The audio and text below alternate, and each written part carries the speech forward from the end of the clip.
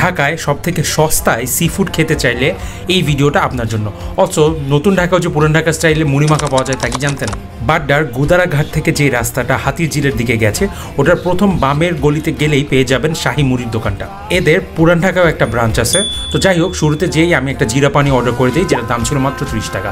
Trust me, এটা খুবই refreshing and মুড়ি ভর্তার সাথে খুব ভালো যায়। এখানে আপনারা অনেক ধরনের মুড়ি ভর্তা পেয়ে যাবেন।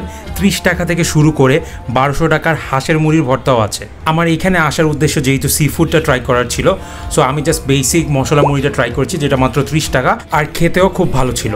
তো শাহী মুড়ি থেকে এক গলি পরে গেলেই আপনারা পেয়ে যাবেন সি ফুড কর্নার। এলাকার একটা ছোট্ট দোকান হলো, এটাতে কোজি একটা রেস্টুরেন্ট ভাইব রাখার চেষ্টা করেছে তারা।